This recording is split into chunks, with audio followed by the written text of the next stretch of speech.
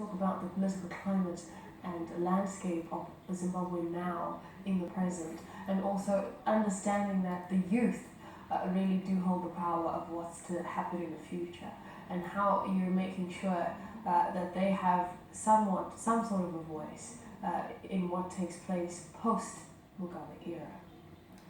Thank you once more. I will not repeat the old story that we have heard from the people that come from the opposition. The old story of violence, abuse of this, and the corruption, and many other vices that we hear of. Those are old stories that as a party we are used to, and we have heard it for many years. What we want to be clear on is that ZANU-PF as a government and as a party is cognizant of what it wants the country to be. That this is the reason why the youth came together, because of what they've seen in the president, the vision that the president has in empowering its youth. We are cognizant of the fact that come 2018, the majority of the people that are likely to be voting are the youth.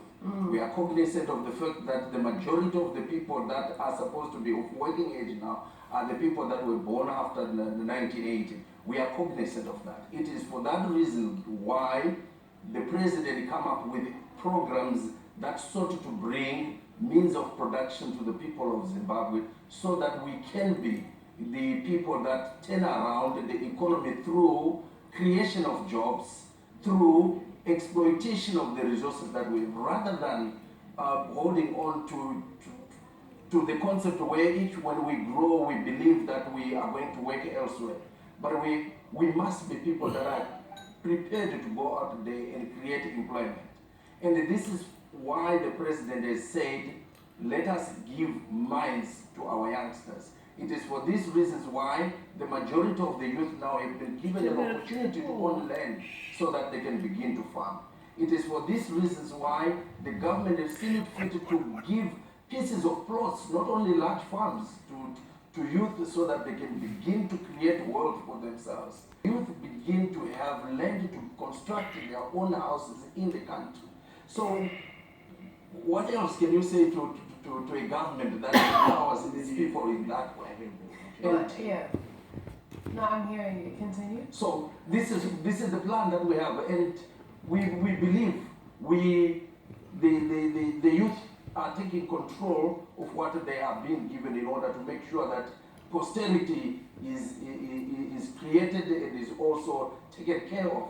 And we in ZANU-PF strongly believe that in President Robert Mugabe and the leadership collective, because the problem that we normally find with people is that they see President Mugabe as the obstacle. He is not the obstacle in any way, because running a country, the country is not run by an individual. It's the leadership collective of ZANU-PF that runs and comes up with programs that are meant to equip and empower the people in Zimbabwe. So it is our responsibility as a leadership collective to make sure that the youth are empowered. And that is what we are doing at the moment. Thank you so much, Mr. Mendoza. We don't have much time, but you know what? Let's give you 30 seconds for closing argument on that. We are tired of these stories that ZANU-PF has always told people about. They have been they were given more than 36 years. They've been coming out with so-called resounding policies to try to unplug the country from its economic meltdown. But nothing. They can talk nicely like he is talking here. But we know when it comes to implementation, they are very poor. They will not do it. They will not make it. They come with all these impressive expressions of trying to prop up the same old president who has been there since the independence. Yes. Most of the Zimbabwean youngsters, they are actually tired of having someone who is actually older than their grandfathers, and still the president.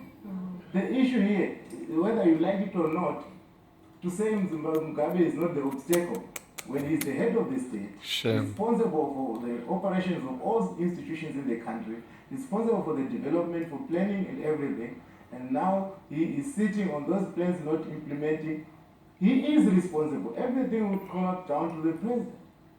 And we cannot conclude this without saying that Zimbabwe needs free and fair elections so that Zimbabwean people are given an opportunity to elect a leader of their own choice without violence, without intimidations, in a free environment, following the SADC guidelines. This guy is a Zimbabweans spectacle. will not choose Robert Sure. Mugabe again, and will not choose ZANU-PF. I'd love to give you more time, but I always don't say have any time. the tone has been set for 2018. Here we are, we have shown the kind of power that we have. Let us meet at the battle. 2018 is coming, we are ready as ZANU-PF. Thank you so much, gentlemen, for joining.